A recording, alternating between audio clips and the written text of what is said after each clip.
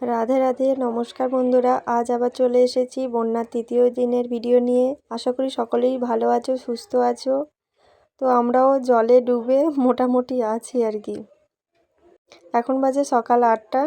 তো আমি বাড়ির সমস্ত কাজ সেরে নিয়েছি, এবার শুধু রান্নাটা করব আর তারপরেই যাব বন্যার জল দেখতে। আগের ভিডিওতে তোমাদের বলেইছি, আগের দিন তো বেশ মাছ টাছ ধরে ভালোই খাওয়া হলো। যারা মাছ ধরার ভিডিওটা দেখোনি, তো এর আগের ভিডিওটা একটু দেখে নিও, যে আমাদের পুকুরে জল ঢুকছিল, তো প্রচুর মাছ ধরেছি। এটা দেখো আমাদের বাড়ির সামনেই যে এত জল, উপর থেকে এটা ভিডিও করা আমার জানালা দিয়ে আর কি, রান্নাঘরের জানালা দিয়ে। রান্না বান্না আমার সব সারা হয়ে গেছে। নিচে এসে মেয়ে ভিডিও করছে, আমার কাকি শাশুড়ি অর্থাৎ কাকিমা কি রান্না করছে। মেয়ে আবার কাকিমাকে বলছে যে ঠাম্মা কি রান্না করছো দেখাও, সবাই দেখবে।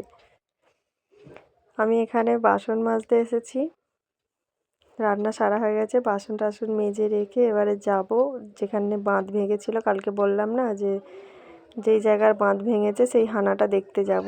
তো চলো সব কাজ তাড়াতাড়ি করে সেরে নিয়ে হানা দেখতে বেরিয়ে পড়ি।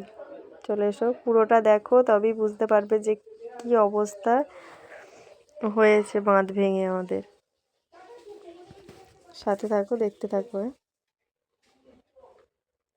চলো এবার দেখে নিই যে কি রান্না করেছি আজকে বন্যার বাজারে। বেশি কিছুই করতে পারিনি, কুমড়ো শাকের তরকারি, ডাল আর ওখানে ডিমের ক্যারি হয়েছে, আর কিছুই হয়নি। তো সব গুছিয়ে টুছিয়ে রেখে রেডি হয়ে সবাই মিলে বেরিয়ে পড়ছি। চলো, এই যে সবাই বেরিয়ে পড়েছি। বাড়ির পরেই তো অনেকটা জল ছিল, সেখানে আর ভিডিও করতে পারিনি। এখানটা একটু উঁচু জায়গা, কম জল, তাই এখানে ভিডিও করছি। যেখানে প্রচুর জল সেখানে তো ভিডিও করাটা সম্ভব নয়, বুঝতেই পারছো। চলো দেখা হচ্ছে বাঁধে গিয়ে। এই যে চলে আসছি বাঁধে। এই বাঁধটাই ভেঙেছে। এটা হচ্ছে হাওড়া আর হুগলির বর্ডার আর কি। তো এই কিছুদিন আগেই কংক্রিটের দেয়াল তৈরি হয়েছিল। দেয়াল মানে একদম পুরো নিচে থেকে, বাঁধের নিচে থেকে ঢালাই করে, খাঁচা তৈরি করে ঢালাই দিয়ে মোটা মজবুত দেয়াল তৈরি করা হয়েছিল, কিন্তু সেই দেয়ালও রাখা যায়নি।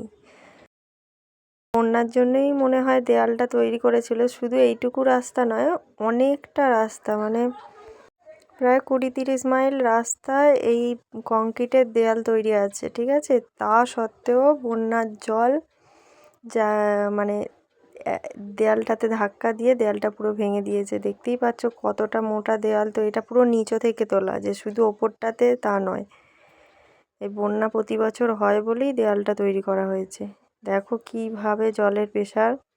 আর ওই যে ওই পারে দেখো, দেখা যাচ্ছে ওখানেটা হচ্ছে দিঘ বাঁধ, আর এই দিকটা, যে দিকটা আমরা দাঁড়িয়ে আছি, এই দিকটা হচ্ছে বলাই চক। তো ওইদিকে দিঘ বাঁধের মানুষও দেখতে আসছে। জল কমে গেলে ওদেরকে এই নিচু দিয়ে হাঁটতে হাঁটতে আসতে হবে, আর মানে অনেকটা দূর দিয়ে আসতে হবে। জানি না জল কমে গেলে কতটা গভীর হবে, সেটাও তোমাদের দেখাবো। সাথে থাকো। যারা এখনও চ্যানেলটি সাবস্ক্রাইব করোনি, সাবস্ক্রাইব করে দিও, যে বন্যার পরের পরিস্থিতি কী অবস্থা হয়, আমরা কীরকম কষ্টের মধ্যে থাকি, কি এইখানকার মানুষদের কতটা অসুবিধা হয় দেখার জন্য।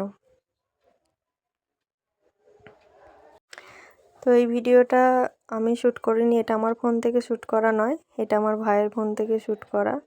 তো আমার একটা ভাই খুব সুন্দর ভিডিও করে স্ট্যাটাসে দিয়েছিল, তো তাকে বললাম যে আমাকে একটু সেন্ড কর না, আমি ভিডিওটা সকলের সঙ্গে শেয়ার করব। তো সে আমাকে সেন্ড করলো, তাই তোমাদেরকে দেখাতে পাচ্ছি। ভাইকে অনেক ধন্যবাদ। আশা করি ভাইও ভিডিওটা দেখবে। চলো আজকের ব্লগ এখানেই শেষ করছি। আজ বাড়ি ফিরতে হবে, অনেকটা রাস্তা। এখানে এসে একটা দুঃসংবাদ শুনলাম, শুনে মনটা খুবই খারাপ হয়ে গেল। পরের ভিডিওতে তোমাদের সাথে শেয়ার করব। দেখা হচ্ছে পরের ভিডিওতে। সাথে থেকো, পাশে থেকো এবং একটা লাইক এবং কমেন্ট করে দিও। সকলে ভালো থেকো, সুস্থ থেকো।